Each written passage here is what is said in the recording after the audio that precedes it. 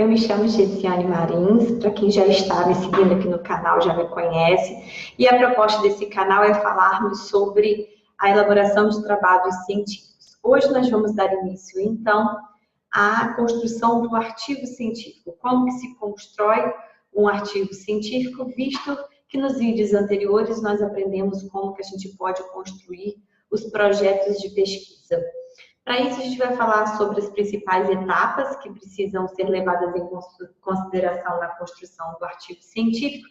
E hoje eu resolvi trazer para vocês uma aula mais explicativa, né, que vai ter a apresentação aqui através do PowerPoint, e dessa forma vocês, então, podem aprender interagindo comigo dentro do que a gente vai abordar aqui. Bem, então, dentro da construção do artigo científico, nós trazemos algumas inquietações. Que inquietações são essas?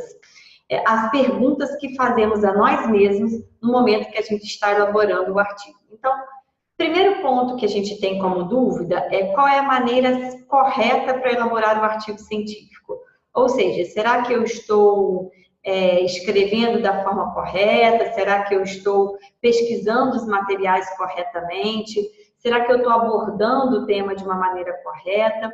Nós já falamos em vídeos anteriores que antes de começar qualquer artigo científico, a gente deve fazer a escolha do tema, a gente deve fazer a escolha do acervo bibliográfico, né?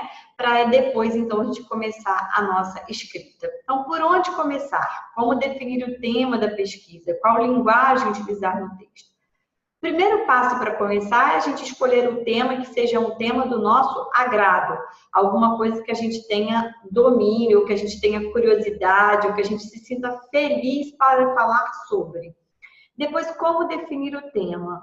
A gente define o tema depois que a gente fez um levantamento na literatura sobre o que já se fala sobre a nossa variável principal. Então, se eu quero pesquisar sobre controle emocional, se eu quero pesquisar sobre valores construção de valores ao longo da vida, se eu quero pesquisar sobre estresse, sobre ansiedade, o que tem falado e discutido sobre isso até os dias atuais? Depois, qual a linguagem utilizada no texto? A gente nunca utiliza primeira pessoa. Eu já falei isso com vocês e vou falar sempre, porque eu às vezes pego materiais científicos escritos em primeira pessoa. Então, a gente sempre usa forma impessoal ou em terceira pessoa. Nunca a gente coloca, nós chegamos à conclusão, não. Foi possível chegar à conclusão a partir de um levantamento bibliográfico que eu estou falando de uma maneira impessoal.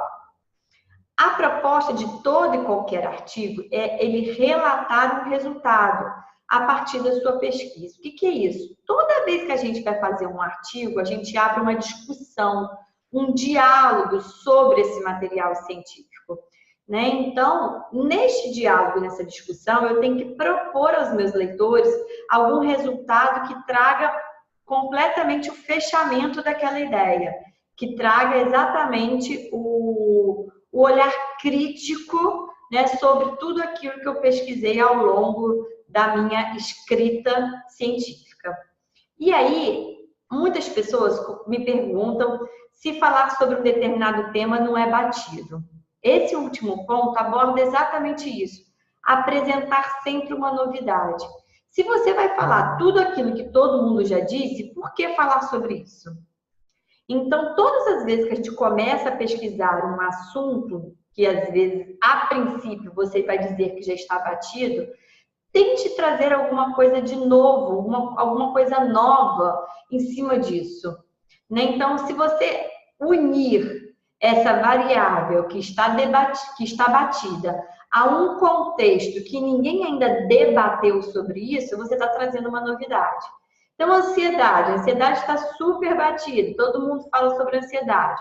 Mas se eu relaciono a ansiedade na infância, frente às pressões escolares, se eu relaciono a ansiedade na infância, frente às cobranças dos pais, eu posso estar trazendo alguma novidade em relação a isso, né? Quem lê seu artigo está com sede de quê? De encontrar alguma coisa que seja nova, que venha tocar nas suas demandas, nas suas necessidades. Então, antes de partir para a pesquisa, você deve refletir: como que surgiu a pesquisa? Da onde que nasceu esse meu interesse por pesquisar esse assunto? Tenta linkar o seu tema a alguma experiência de vida, alguma situação que você tenha vivenciado ou que você viu alguém vivenciando. Viva intensamente esse tema da sua escolha.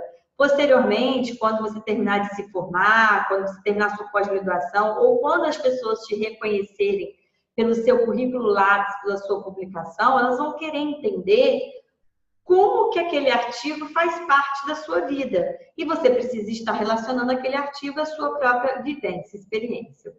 Onde você chegou? Até onde você conseguiu caminhar com esse tema? Como você chegou nesse caminho? Por que você despertou para isso, se despertou para isso? Por que seu olhar se despertou para isso? O que isso traz de inovador? O que isso traz de diferente para a ciência que já existe? E por que as pessoas gostariam de ler esse material? Por que esse material despertaria o interesse das pessoas para a leitura? Então, percebe que o artigo ele é um produto que a gente vai vender e que a gente tem que convencer as pessoas sobre a compra desse produto, porque igual a esse produto já existem vários no mercado e você precisa mostrar o diferencial. Eu gosto de fazer essa comparação com vendas, mas o artigo ele não é vendas. Não é vendas que eu digo, no sentido de vender por dinheiro, mas você está vendendo conhecimento, você está doando conhecimento. E aí, quando você assume esse compromisso com a ciência de você oferecer esse conhecimento, você está dizendo que você vai oferecer algo que seja inovador e que seja importante para a vida daquelas pessoas que vão receber esse algo. Bem, na elaboração, você deve relatar os dados originais acerca de um estudo realizado.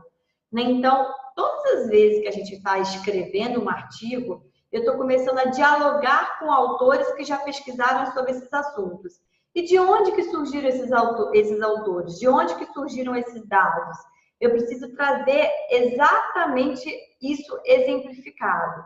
Então, ele pesquisou uma amostra de 20 estudantes de psicologia que estavam no 3º ano do curso, da graduação. Eu preciso explanar isso de uma maneira bem concreta para que as pessoas entendam esse universo.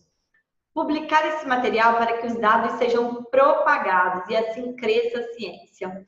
É um erro muito grande de alguns alunos pensarem que eles vão construir esse material apenas para a conclusão do curso. Isso é pobre. Você tem que pensar maior, você tem que pensar grande, você tem que pensar no seu crescimento profissional.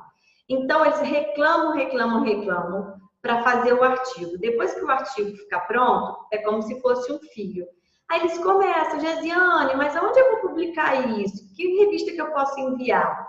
Se você não vem com um material sério, com seriedade, desde o começo da construção, depois você acaba publicando em revistas que não têm qualis. A gente vai falar isso mais para frente. Ou seja, que não tem grande qualificação, grande classificação pelos conceitos da CAPES. E aí você vai colocar isso no seu currículo e ele não vai ter o ar de tanto rigor científico. Para isso, então, você precisará oferecer algumas soluções, propagar esse conhecimento ao público interessado, abordar aspectos pertinentes da sua ciência de forma que se possa dar continuidade aos estudos posteriormente. Plantem uma sementinha na mente das pessoas que vão ler este artigo. Artigo não é briga de ego. Você está pensando em propagar a ciência, em fazer com que a ciência cresça e, obviamente, que isso traga contribuições para a sua própria vida. Portanto, leve esse material para congressos, para simpósios, publique isso em revistas e diga que, a partir do seu artigo, você sentiu a necessidade de pesquisar mais sobre, relacionando isso a uma nova variável. E aí, quem tiver interesse vai se despertar por isto que você colocou no seu artigo e vai dar continuidade às pesquisas. Isso que importa para a gente, Então, antes de começar o artigo, o que você deve fazer? Você deve fazer um levantamento na literatura sobre o máximo de conteúdo sobre esse assunto, conforme eu já disse no início. separar todas as publicações que você tomará como base para sua escrita, porque você vai ler muitas coisas que não estão de acordo com o que você está pesquisando e você vai ler muitas coisas que são produtivas.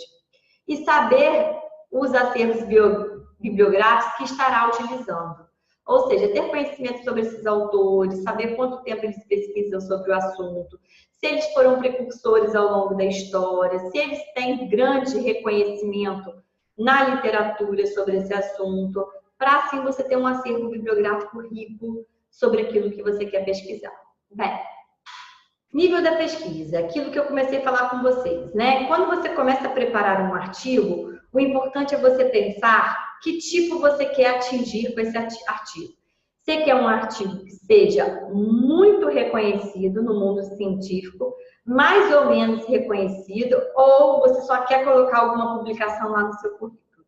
Se você pretende atingir níveis mais altos ou níveis medianos, você deve entrar no site da Qualis e ver a abrangência desse artigo em termos de qualificação pela CAPES. Se ele tem uma classificação alta ou uma classificação baixa. Então, eu deixei aqui para vocês o site, que é sucupira.caps.gov.br. Quando você entrar neste site, você vai acessar o link chamado Qualis, que está logo na página principal, e ali você vai colocar os nomes das revistas. As revistas, elas vão de A1, que é o nível mais alto, até a C, que é o nível mais baixo, né? E aí você pode escolher dentro desse parâmetro. Bem, ao longo da construção do seu artigo, o que você deve ter em mente? Mantenha a lógica do início ao fim, muito cuidado para vocês não se perderem ao longo da construção do artigo, porque às vezes a gente começa a ler um material, daqui a pouco na leitura desse material a gente começa a viajar em outro assunto. Aí você acha interessante e começa a escrever sobre esse outro assunto. E aí você se perde na sua ideia inicial. Então, tentem não, né? Mantenham esse ritmo, do início ao fim.